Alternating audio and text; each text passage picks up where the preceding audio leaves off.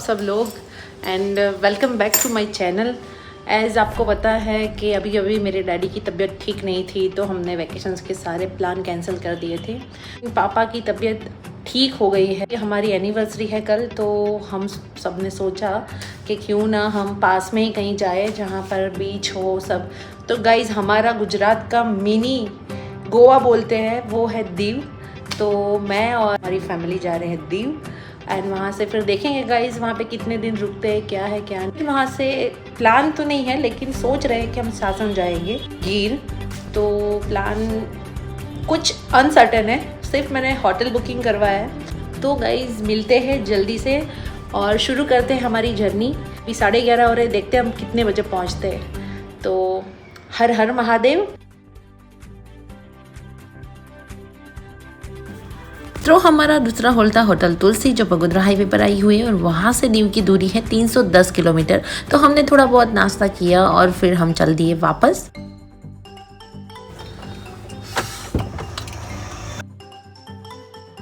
तो गाइस सवेरा हो गया था और हम पहुंच गए धारी। धारी दीव से सिर्फ 100 किलोमीटर की दूरी पे है। तो हमने हमारी चाय पी, क्योंकि अब गाड़ी चलाने की बारी थी मेरी।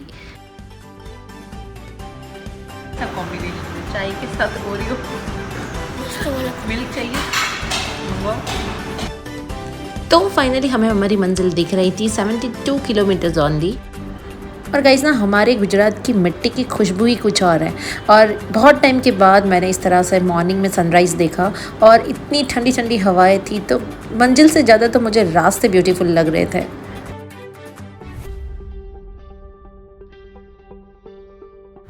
तो फाइनली हमने दीव में एंट्री ले ली। और गाइस दीव में जैसा ही एंटर होते हैं, वहाँ पे लेफ्ट हैंड साइड में एक रिसोर्ट था सुगति करके, जो बहुत फेमस था, जो आज सर्किट हाउस बन गया है। और उसके एग्जैक्ट बाजू में ये प्रॉपर्टी थी जहाँ पर हमको स्टे करना था। तो गाइस अभी 10 बज रहे और 10 बजे हम लोग फाइनली पहुँच गए दीव और जस्ट एंटर हो रहे हैं। सामान वामान सब बाद में लेंगे।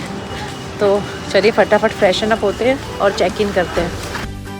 तो गाइस इस रिसोर्ट का नाम है प्रवेग बीच रिसोर्ट, जो गुगला बीच पे आया हुआ है। और इसी रिसोर्ट का दूसरा भी एक प्रॉपर्टी है प्रवेग चक्रतीर्थ बीच पे करके। तो वहाँ पे भी गाइस ऐसे ही एक्सेस है डायरेक्ट बीच का, लेकिन वहाँ पे रॉक वगैरह ज़्यादा है, तो आप डायरेक्ट एक्सेस नहीं कर सकते हो बीच पे। तो मैंने ये प्रॉपर्टी सिलेक्ट किया था, गुगला बीच वाला। और गाइस ये है रूफटॉप कैफ़े, जो वो बात कर रहे थे। They are having a sea facing rooftop cafe. तो गाइस अभी ब्रेकफास्ट हो गया है और एक्चुअली रूम देने में अभी भी उनको टाइम लगेगा। अभी 11 बज रहे हैं और हमें हमारी कार इतनी गंदी हो गई है धन्नो। चलिए फटाफट मार्केट जाते हैं और अपनी धन्नो को वॉश कराते हैं। बाय।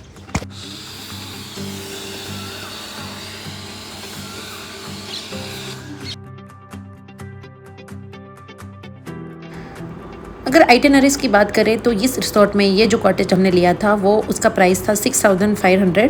और अगर आप वीकेंड में आते हो, जैसे कि फ्राइडे सैटरडे को they use to consider it as a weekend, तो उसके चार्जेस होते हैं 8500 प्लस GST। उसका हो गया था 10,000 पर नाइट। और इसका होटल है प्योर वेज। मैं जा रही हूँ सलून, हेयर को सही कराने। हेयर बहुत गंदे हो रहे गाइस। चलो फटाफट सलून जाके हेयर अच्छे कराते हैं। गाइज इतने दूर सलून में आई और दीव में सलून ढूंढ लिया मैंने। लो ट्राई करना था, उसी वक्त में गई है लाइट। दीव का सनसेट गाइज इतना ब्यूटीफुल लगता है। और हम लोग टहलते टहलते पहुंच गए हमारी एक फेवरेट जगह पे, जहाँ पे हम जाया करते थे। लेकिन गाइज मैं सच में बताऊं, वहाँ पे सीनेरियो ही कुछ चेंज है। मैं आपको लास्ट में बताऊंगी वीडियो के। ये सबकी फाड़ने वाला है सौरभ, जो भी क्या सबकी फाड़ने वाला है। देख के प्रेडिक्शन किया है 100% सबकी बजाने वाला है। ओ भैया तू इतना क्यूट है ना, साला कोई क्यूट नहीं है इतना। 100% कितना कोई क्यूट नहीं है।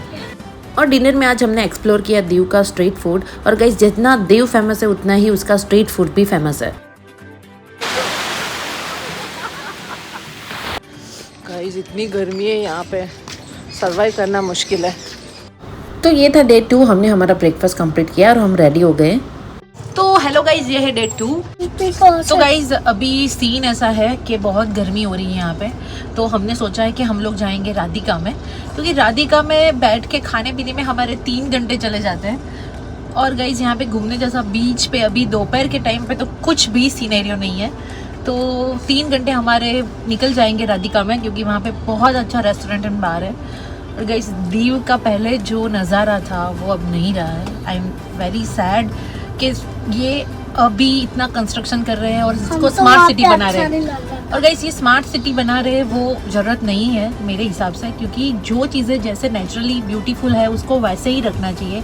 तो मैं इस वीडियो के माध्यम से सरकार को गुजारिश करूँगी कि दीव का जो हेरिटेज प्रॉपर्टीज़ था, एक समर हाउस करके था वो बहुत ही अच्छा था, तो समर हाउस भी अभी तोड़ दिया है और वहाँ पे पूरा सर्किट हाउस के पीछे बहुत बड़े पत्थर और कंस्ट्रक्शन चल रहे हैं, वहाँ पे गाड़ी तक नहीं जा सकती गाइस।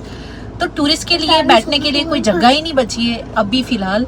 तो और कुछ कुकड़ी करके बनाया है, वो भी अंदर पूरा ऐसा लग रहा है कि जैसे मेडअप हो, क्योंकि गाइस कुछ चीज़ें नेचुरल ब्यूटीफुल जो भी रहती है उसको रखना चाहिए नेचुरली ब्यूटीफुल।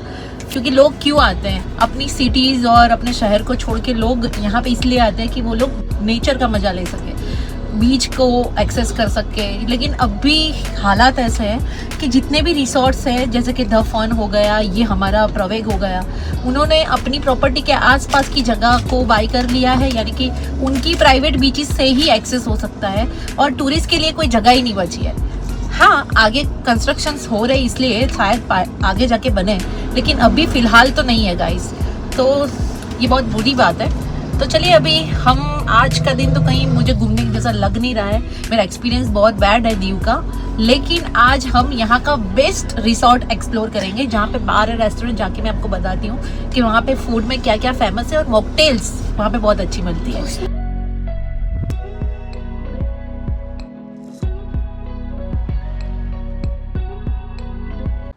गाइस ये राधिका बीच रिसोर्ट, उसका रेस्टोरेंट जो भी रिवेरा करके है वो बहुत ही यम्मी फूड सर्व करता है, और यहाँ पे वेज नॉन वेज बहुत सारे ऑप्शंस है, और यहाँ की मॉकटेल्स बहुत ही फेमस है। और गाइस हम जब भी दीव आते हैं तो मैं ये रेस्टोरेंट की विज़िट ज़रूर से करती हूँ। और गाइस गुजरात एक ड्राई स्टेट है, यहाँ पे अल्कोहल परमिटेड नहीं है, लेकिन गुजरात का ही ये एक पार्ट है दीव, जो आइलैंड है और यहाँ पे यूनियन टेरिटरीज घोषित किया गया है। तो गाइस ये दीव में आप लीकर और अल्कोहल कंज्यूम कर सकते हो। और गाइस ये राधिका रिसोर्ट के पास में लीकर लाइसेंस है, तो आपको ये ड्रिंक वगैरह सर्व करते हैं।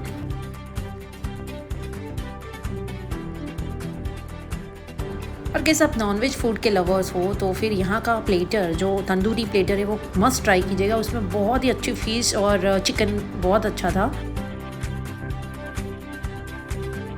तो sorry finally you are in Radhika. कैसा लगा? तो इधर कितने टाइम के बाद आए हो? सच में बताओ। 2 साल 2 साल के बाद आए हो ना? और यहाँ पे आपका फेवरेट क्या है? नूडल्स और ब्लू ओशन।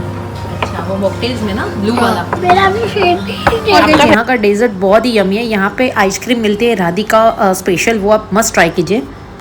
और गाइस बहुत ही धूप हो रही थी और मई मंथ में गए हुए थे, तो मुझे तो बहुत गर्मी हो रही थी, लेकिन फिर भी हम लोग आजू बाजू के एरिया एक्सप्लोर करते हुए पहुँच गए थे वड़ाक बारा, जहाँ पे ये फिशिंग एक्टिविटीज़ होती है। वहाँ पे जहाज़ देखने का मज़ा ही कुछ और है, तो आप यहाँ पे भी एक विज़िट कर सकते हो। बड़े बड़े आप नाव को देख सकते हो वहाँ जाके। और गाइस एज मैंने आपको बताया कि प्राइवेट बीचेस जो होटल्स और रिसोर्ट्स होते हैं उनके आगे जो भी है वहाँ पे भी राइड्स अवेलेबल है। जैसे कि हमारे बीच के एग्जिट सामने ही ये था राइड वगैरह, तो हमने यहाँ पे एंजॉय किया। तब नागवा बीच नहीं गए, क्योंकि नागवा बीच में नॉर्मल जो भी टूरिस्ट आते हैं वो सब जाते हैं, तो बहुत रश होता है। तो यहाँ पे भी सारी राइड्स अवेलेबल थी, जैसे कि पैरासेलिंग थी, ये मोटर राइड वाला था, और बोट, स्पीड बोट आप कर सकते हो। तो गाइज काफ़ी कन्वीनियंट था हमारे लिए, तो हमने यहाँ पर ही प्रीफर किया था ये पैरासेलिंग भी।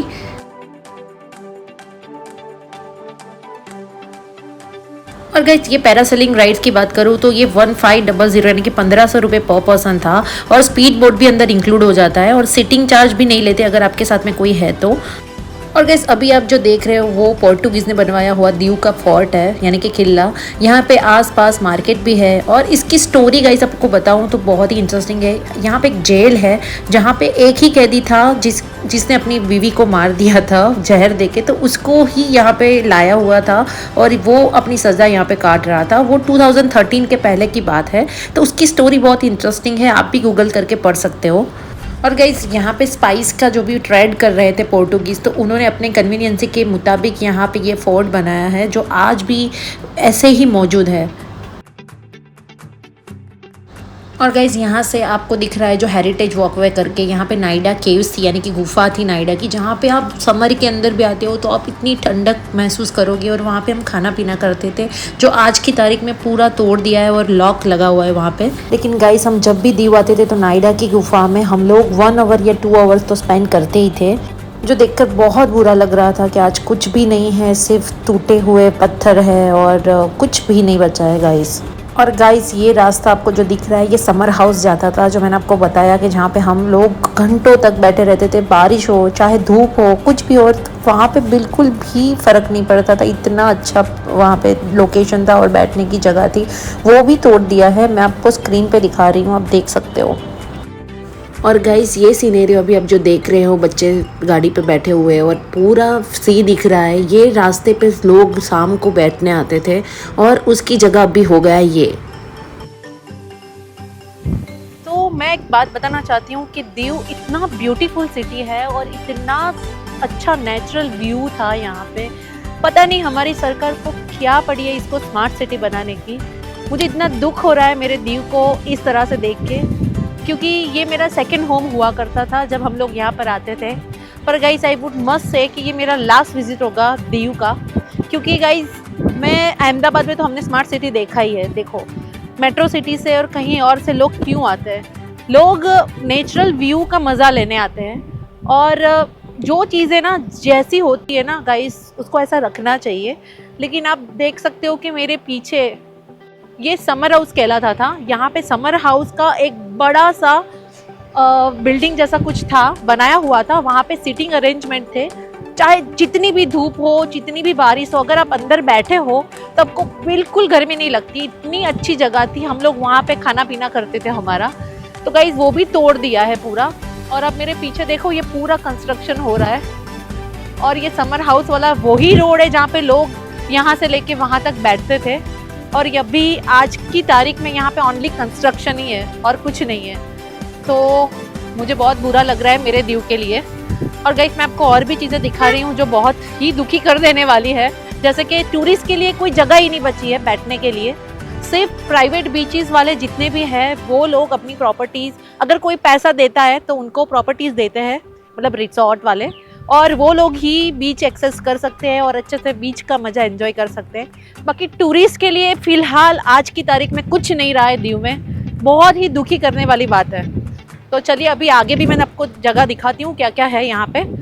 वैसे बाय द वे हम लोग जा रहे हैं गंगेश्वर टेम्पल, तो फटाफट विजिट करते हैं गंगेश्वर टेम्पल और शिव जी के ब्लेसिंग्स लेते हैं। चलिए मेरे साथ। तो गाइस अभी आप स्क्रीन पे देख रहे हो कि मैंने आपको बताया था कि प्रवेग बीच रिसोर्ट की एक दूसरी प्रॉपर्टी है चक्रतीर्थ बीच पे, तो ये वो है जिसका प्राइवेट बीच है जो एक्सेस होता है इसी प्रॉपर्टी के अंदर अगर आप रूम रखते हो तो।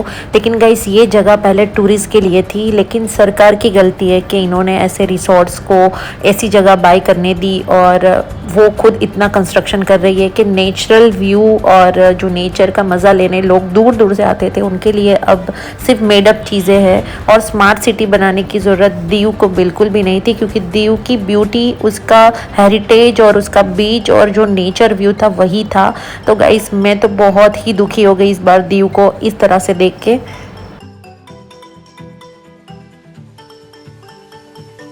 खैर गाइस अभी जो नेचुरल व्यू था वो तो अभी रहा नहीं है, ओनली कंस्ट्रक्शन है। तो कल उठ के अगर होता है कुछ अलग बनता है तो will definitely going to visit again.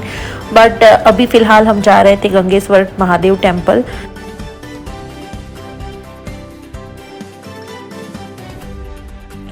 अभी गंगेश्वर टेम्पल के बारे में आपको बता दूं कि ये मंदिर पांडवों द्वारा स्थापित किया गया मंदिर है और 5000 साल से भी पुराना है। और गाइस जो लोग भी दीव आते हैं वो गंगेश्वर महादेव मंदिर की विज़िट ज़रूर करते हैं। और गाइस इस मंदिर की खासियत ये है कि यहाँ के शिवलिंग का अभिषेक खुद समुंदर करता है और ये शिवलिंग की स्थापना खुद पांडवों ने अपने हाथों से की थी और वो यहाँ पर पूजा करते थे।